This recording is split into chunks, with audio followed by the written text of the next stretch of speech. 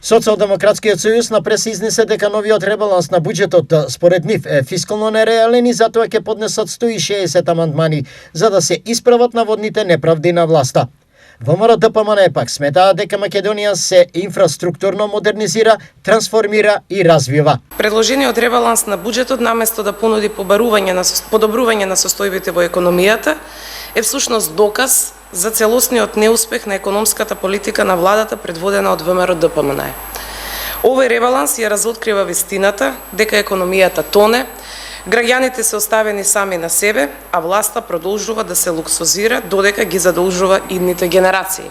Во ребалансот ги нема ни 7 милиарди евра од Британија. Тоа значи дека нема договор за изворите на парите, не се знае каматата, не се знае ништо. Како тогаш се лицитира со проекти, ако нема извори на финансирање и камати. Затоа СДСМ поднесува 160 амандмани со кои што бараме поддршка да се исправат неправдите кои ги планира власта.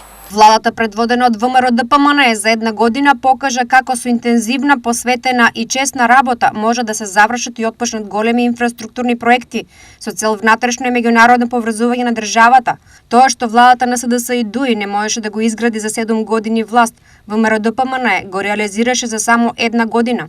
За една година влада на ВМРО-ДПМН пуштени се во употреба делницата Градско-Фариш, која е од експресниот пат Градско-Прилеп во вредност од 37,4 милиони евра и должи на 15,5 километри, како и експресниот пат Страцин-Ранковце-Крива Паланка во должина од 25,4 километри, вредност од околу 98 милиони евра.